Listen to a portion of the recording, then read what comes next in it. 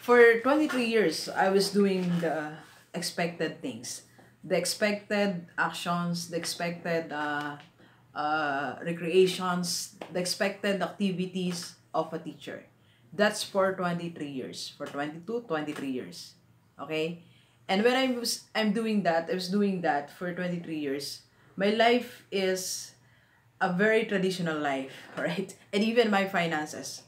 It's a break-even journey, and sometimes I went through being broke, and sometimes, and not only sometimes, madalas naglo-loan.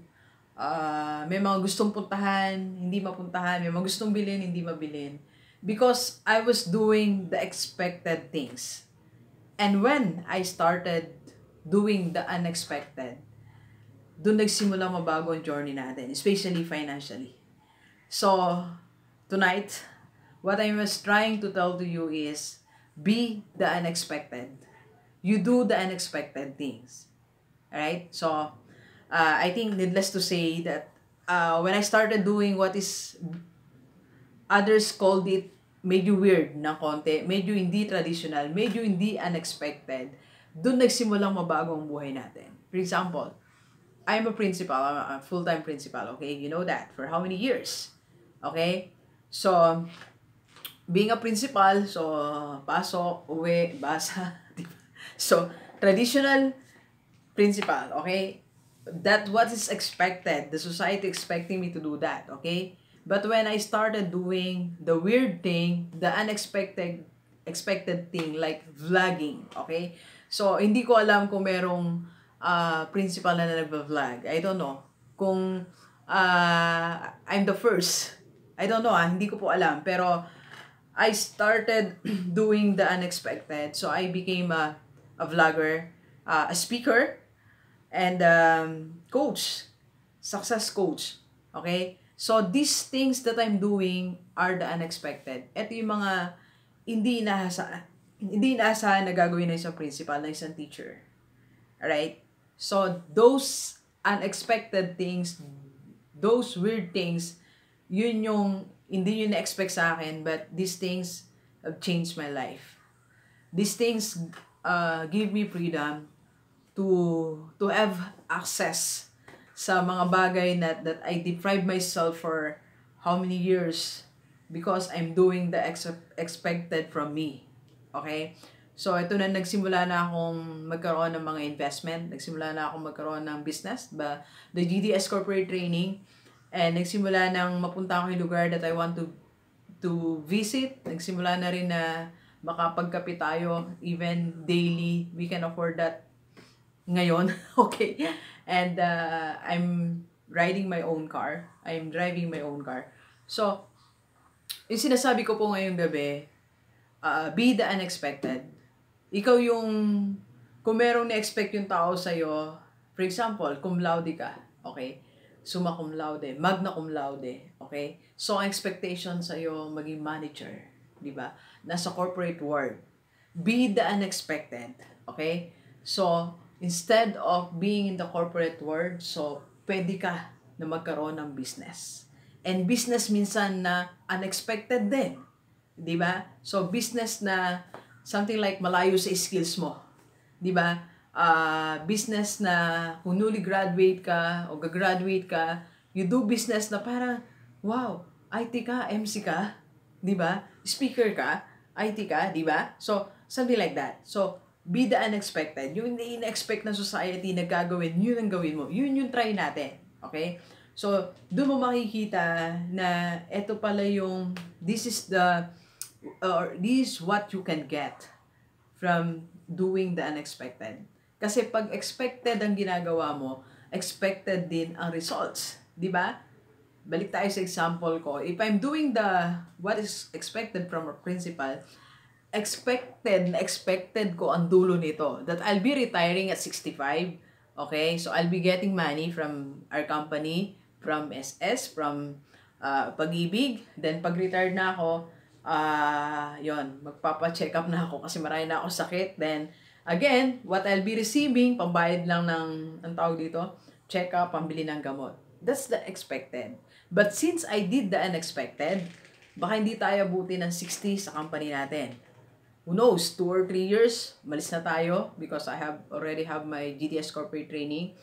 And who knows from that, makapunta ako sa ibang lugar, or I can, right now, I'm started doing coaching people, yung mga gusto maging coach, maging speaker.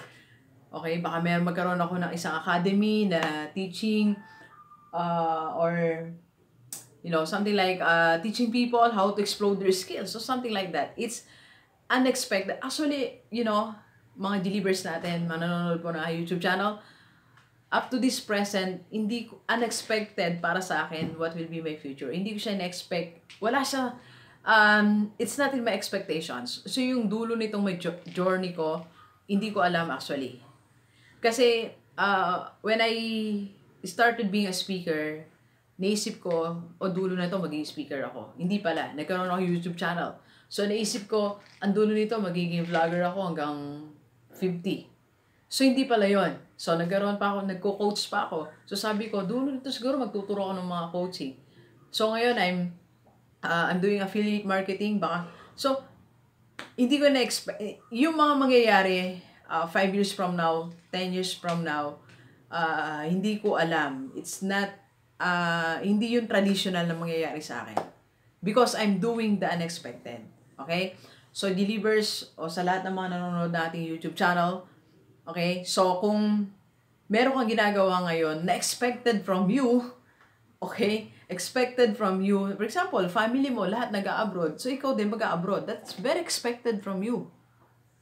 Diba? Kung lahat ay nandiyan ka sa mga driver na family. So, ang expected sa'yo, magiging driver ka na rin. And pag ginawa mo yan, alam mo na yung dulo niyan. Diba? So, you have to don't be afraid to do the unexpected. Be the unexpected. Yung biglang hindi inaasahan ng tao na ayan na siya. Di ba may mga ganun tayong na-meet? Na hindi natin na inaasahan na siya pala yun, na magiging ganun siya. I remember siguro mga 1 year, hindi naman, mga 5, 6, 7 months ago, na-invite ako ng isang old friend. So, yung unexpected, nakita ko sa kanya eh. So, may business na siya ngayon. Hindi siya ganun katalino, hindi siya nag-excel sa klase namin, pero may business siya, maayos ang family niya. So, iba na rin siya magsalita, iba na siya mag-discuss sa amin. Kwentuhan ko siya for 2 hours. So, ang dami ko rin nakuha sa kanya. That's unexpected. Hindi ko na-expect. Ang na-expect ko, magiging tambay siya.